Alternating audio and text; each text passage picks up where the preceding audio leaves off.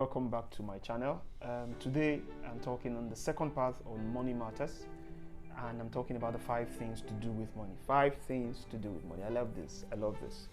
I'm sure you will learn 1 or 2 things from this, so please stay tuned.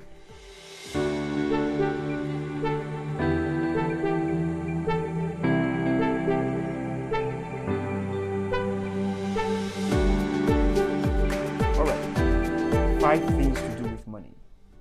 Number 1, make money. If you didn't watch the first video, please watch it before this. It will put some perspective on what we're talking about. The first thing to do with money is to make money. You have to, don't join the conversation of money if you're not thinking how to be making money, even if it's 1 naira a day. Those days we used to have young people, they graduate from school and they're in church Monday, Tuesday, Wednesday, Thursday, Friday, all the days of the week they're in church. And you ask them, young man, what are you doing? He says, I'm believing God. You know, believing God is not a job. It's not a career. God does not sell akara or pure water. That's for us. The Bible says God will bless the work of our hand. So you are a graduate. You graduated first class in chemical engineering in the best university in the world, the best university in Nigeria. What's the best university in Nigeria? OAU. Are you sure? That's UI. Winifred says UI. I don't know. Whatever. So you graduate from the best university in Nigeria and you can't get a job. So you think you are too special to probably sell something down the road or do a business, and you're just waiting for you keep applying and waiting for this white collar job. No. Find something to do today that can give you money at the end of the day or the week or the month. Find something to do. Make money. We can't be praying, God bless me, this is my year to make it, God, I'm going to prosper, when we are not doing anything. We're just believing God. That's why we have more poor Christians. Because we have all this grace of God and anointing of God and wisdom of God in our lives, and we're just sitting down and saying, I'm believing God. Find something to do. When I graduated from school and I couldn't get something, I think that was when the phones were just coming out. So I used my phone and I was making calls, 50 naira or something like that, and I get little change and I was surviving on that. Don't sit back and just say, you know who I am. Go sell pure water or something, make money. Get a job, do something that brings money. Don't sit down there, just find something to do, okay? So that's the first thing to do with money. If you want to enter the journey into prosperity, start with making money. Find a little thing to do. Don't say it's too small. They're paying me only 10,000 naira a month. I can't make anything with it. As we go down these 5 things to do with money, you're going to see how even with 10,000 naira a month, you can make money. You say how, don't worry, just stay tuned. But first thing, find a way to make money. Now, number 2 is you have to save money. Okay, these are simple principles, okay, save money. But the problem is too many people can't save money, as simple as it is. Why? Because we think the money we're making, the first thing to do is to make money. We think the money we're making is too small to be able to save from it. And I used to give a simple analysis on this point, and I say, okay, if they're paying you 10,000 naira a month, and that's crazy small in Nigeria too. That's like poverty in Nigeria today, yeah? 10,000 naira a month. If you have a family, yeah, it's almost impossible to survive on that, okay? But you're not dead yet. They're paying you 10,000 naira a month. As poor as you are not dead. You're still alive somehow. Even if it's a miracle, you're still alive. And if your boss calls you and say, you know what, there's some problem, there's economic meltdown. Is that what they call it? Economic meltdown. Or downtown something. Okay? And you can't be paid this 10,000 naira again. Now we're going to pay you 8,000 naira a month. Chances are you will not resign that job unless you find something better. So 10,000 naira was so small you couldn't live on it. Now you are paid 8,000 naira a month. Chances are you will not die. You will still survive on 8,000. That means if you could bring your life into 8,000 naira a month all those times and be saving 2,000, you would have had a savings from that impossible income. Yeah? As small as it is, there's no money you can't save from. There's nothing you cannot make a savings from. You're paid 50,000 naira a month. It's small. The country is so hard. There's what Buhari is the president. Jonathan is bad. All the excuses we can give. You can discipline yourself within your income and keep a part of it as your savings. It's a discipline that you cannot move up from poverty. You can't break out from that poverty without having savings. It's impossible. Impossible. So keep a part of your income every month as savings, because like the saying, you know what they say? They say you are as rich as your savings. You are not as rich as the car you are driving. That's a liability. You're not as rich as your earnings. Thank you, Kike. You are as rich as your savings. How much you can discipline yourself to keep aside for posterity, for tomorrow, for your children, for your future, for whatever. That's how wealthy, that's how rich you are. So the key thing here is there's no money too small. There's no income too small that you can't save from. It's a discipline. You know, I was working. You see, if you can't save from 50,000 naira a month salary, you cannot save from 500,000. You think 500,000 naira a month is big? Just wait for 6 months after you start paying you that, and on the 22nd of the month, you start calling your friends. I beg, just borrow me 10K. I'll give you next week. That's the guy that was living on 50,000 naira a month before. Yeah, but your expenditure will grow to your income. It is not the size of your income that enables savings. It's the discipline to say, no matter how small this money is, I'm going to keep 10% or 20% or 30% every month, no matter what happens, for savings. Okay, before I leave savings, let me just say this. I'm not talking about savings that you keep aside and then you see a beautiful shoe on Jumia and you go and spend from it. Flash sale. Or flash sale or Black Friday, right? No. That's not saving. That's saving to buy something. That's not the savings I'm talking about. I'm talking about savings that can bring you out of poverty. So this saving I'm talking is saving that you don't touch. It's the saving that your younger brother calls you that my phone is bad, I need to buy a new one. You don't touch that saving. It's not yours. So the way you handle this saving, the way I handle it, and this is what I'm teaching, is I get my income every month. So I keep a part of the money for running my family. I keep a part for in case of emergencies. I keep a little part for fuel and everything, you know, the things you spend, and school fees tomorrow. So you have all these places you keep all your money, all these different ways. Then I keep another part and say this is my savings. I keep maybe 20 or 30% every month. You see, I also keep a part for, okay, if somebody is in need, a family member, if I can help, this is a little part I can, but that's not from my savings. My savings is the one that if a family member is in need, I can't touch it. I treat it like this is Benjamin. Okay, this is me. Hello, Benjamin. Yeah. So this is Benjamin today. So I have, how much can I say now? I'm paid 50,000 naira a month. And I say 40,000 is for Benjamin of today. This Benjamin. And 10,000 is Benjamin tomorrow. Is for my tomorrow. So I treat those two people as separate individuals. And Benjamin of today will not touch Benjamin of tomorrow's money. It's not my money. I save it so that I don't come to it. I don't treat it as my money. It's very important. I spend a lot of time on savings because this is the key. This is where we stay in poverty. We keep giving the excuse it's too small.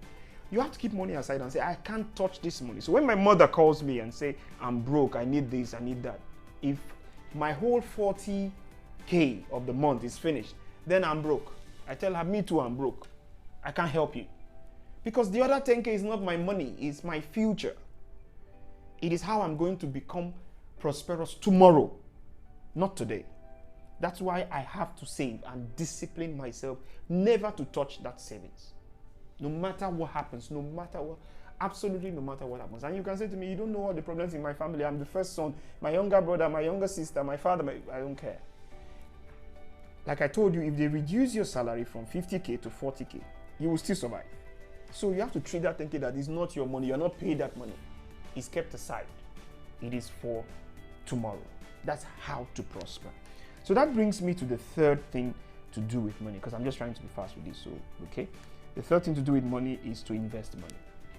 Now, in the first video, I talked a little about investing money, and I said to invest money as a child of God, you need to involve God in your investment so you can do safe and sure investment. There's no guarantee that an investment is safe unless you involve God. That's what he says, that don't put your treasure where thieves can break in, but leave it where Put your treasures in heaven. Matthew chapter 6, verse 19 and verse 20. So in investment, you have to involve God. But what am I saying about investment? Investment is what you do with the savings you kept aside. It's the only thing you do with your savings you kept aside. You don't solve problems, you don't pay rent without savings. You put it aside as a seed so that, because God is faithful, He's going to allow opportunities come your way. He's going to allow you run into an opportunity. The problem is, most times we come into these opportunities and we don't have a seed. We don't have a savings that we can use to seize the opportunity. That's why it's important to save. You cannot overemphasize that. Because opportunities for investment will come. And when they come, it's time now for you to take from your savings and put in your investment. I hope that makes sense. Yeah? So that's why it's important to save, because that's what you use for your investment. So take from your savings and invest. And I said, as a child of God, involve God in your investment. But not God alone. Involve the science and the economics of the investment. Learn about it. If you are going to go into shares or stock, bonds and anything, read about it. Talk to the experts. Consult. Get all the information. And then take that to God and pray about it. That's how to invest. But if you don't have a savings, you cannot invest. So the third thing to do with money is to invest money. Now, in savings, I said you are as rich as your savings. In investment, what I'm saying is that your investment is the guarantee of your future. How much investment you have is how we know where you are going to be tomorrow. Whether you're going to be broke or whether you're going to be prosperous, it depends on your investment. Yeah? So invest wisely, but invest. Now, if you miss one investment opportunity, don't fret. Opportunities will come. Just keep saving aggressively. Keep saving aggressively. If you do the maths, if you keep just 10% of your income every month, at the end of the year, you have saved 120% of your income. That is more than a month's salary you have in your savings. If it's not enough to do an investment because your income is small, no problem. Leave it there. Keep saving every month. But even the bank you are saving in will put 1 or 2% interest on it. And then if you find an opportunity to invest and you put it here and there, and you make 10%, 5%, 7%, you are not the same place you were last year. Your money is growing. Now, as your money is growing, you have to take the return on investment, the interest, the profit you're making from your investments. That is your wealth. That's where you can start helping people. You're making money, you're making 50K a month, and you want to help people who are broke. You are just you're dragging yourself down. You're going to be broke and you're going to stay among the broke. So help you God. But when you take a part of it, you save, and from that you invest, and that investment begins to return. It is from that return you can now say, okay, I can help you with 2K. I can help with 5K. I can do this, I can do that. Because you're not touching your seed, you are investing. And you're spending a return on investment, okay? These are the 3 critical things of the 5 things to do with money. Yeah? So let's talk about the other 2 things to do with money quickly. I'm going to just try and be fast. Sorry, I'm rushing. It's a long talk, and I don't want you to finish your data listening to this, okay? So I'm just trying to rush it. But make money, save money, invest money. Involve God in your investment. Your investment is your future. Don't touch it. The number 4 thing to do with money is spend money. Now, this is where it gets interesting, because you say, how can you say save and then you say spend? Okay, so you notice when I say when you make money, the next thing to do is to save a part of it. Yeah? So you're only saving a part of it. The other part, you're spending it, right? But you're spending it on necessities. You're not spending it on, you're not buying one Gucci or, is that Gucci or Gucci? Gucci. And what's the other one? What's the other design? Huh? Chanel, whatever. She knows all that. You don't start buying those designer stuff when you're just making little money. You save and you invest. But when investment begins to return, now you want to increase your standard of living. So before you were living in one face me, I face you somewhere, right? Because you're making money and you're saving and you're trying to invest. When investment begins to return, don't be stingy to yourself to still live in that face me, I face you, when your return on investment can move you to a better place. That's why I'm saying spend money. First of all, on yourself, on your family, on your future. Educate yourself. Do a course. Live in a better place. Associate with people. Dress better, because now you're getting return on investment. So the 4th thing, and it's a sequence. You make money, you save money, you invest money. You spend money only when you start getting return on investment. Your spending lifestyle begins to increase. This point is critical because you don't want to be stingy to yourself. I told you in the first video that money doesn't enjoy a place where you're just hoarding it.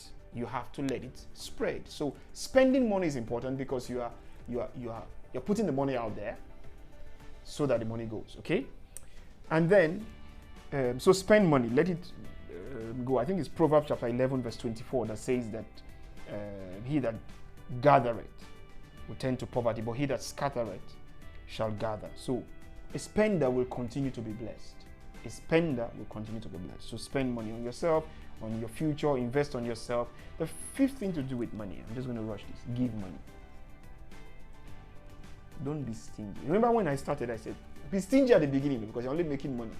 You're broke. You have to learn to be stingy at the beginning. But when you begin to return investment, yeah, don't be stingy to yourself, spend money, and to others, give money. Find a way to give. Take a little part of your income every month or your business income and make sure you're touching lives, you're helping people. So have a heart that gives. Keep aside, have an account where you give from, Now, let me just say this about giving, because in this generation, there's a lot of talk about giving money. There's giving to meet a need, and there's giving to sow a seed. Unfortunately, in the churches today, they talk a lot about sow a seed, sow a seed. What does it mean to sow a seed? To sow a seed means you are giving with the expectation that you will get a return. It's good, but it's not the best way to give. It's the giving you do once a while. You sow a seed every once in a while in somebody's life because you're trusting God, you're connecting with some miracle or something great. The best giving is to give to meet a need. There's a beggar down the road. There's a brother who's broke. There's a church project that's upcoming. There's a need around you. Try to meet the need. Not to buy some flashy thing for somebody just to say, I gave that. Or to stand up on the altar to say, I gave $1 million. Yeah? You can, if there's a need in church for $1 million and you have it, by all means, give it. Give it. That's giving because you're meeting a need. But don't just be giving because you want to sow a seed and get back. That's a bit of selfishness. Give to meet needs. And there's a lot of need around. There are people in need. When God gives money or allows money to come into your hand as a child of God, you are what's the word? You are a custodian. You are just looking after that money. You should let it flow through you. That's why they call it currency. It should flow through you to people. But don't start your first salary as a young man and you are giving. You are more than a giver. You are a givist. You are giving everybody and then you are broke. No. Make money, save money, discipline, invest money. Then from the return on investment, you begin to spend and you begin to give.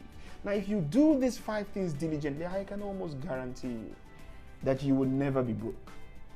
Because that you are broke today is because you're in a journey. You keep making money, you keep saving money, you keep investing, you get more money, you increase your savings, you get richer, you get more blessed, you increase the quality of your life, you're getting better and better, you spend, you give, and when you give, the Bible says it shall be given back to you, pressed down, shaken to you. There's a blessing on giving. So if you follow these 5 things religiously and you go through the cycle, every time you come back, you're on a higher plane. You start with 10,000 naira a month, you're saving 2,000 naira, and at the end of the year, you have saved, 12,000 naira or 2 times 12, 24,000 naira you have saved. Okay, and you find an opportunity to invest that. By 2-3 years from now, you're not making 10,000 naira a month because your return on investment plus your income, you're making much more. Then you begin to invest, to save more, invest more, spend more, give more, and you grow. It's just a matter of time with the blessing of God on your life till you break out of poverty. I pray for you as you are listening to me that God will bless you with the discipline to save, with the duty to take your job, your income seriously, to save, to invest wisely, and to spend wisely, and to give. And ultimately, you'll be in a better place. So I hope you've been blessed by these 5 things to do with money. Please share the video with others if you think it's a blessing. Like it, subscribe to my channel if you have not. In fact, if you have not subscribed, what are you waiting for? I don't understand that. Try and subscribe to my channel and ding the notification bell so you get notice when we have new videos in the channel. I hope this has blessed you. Thank you for listening and God bless you.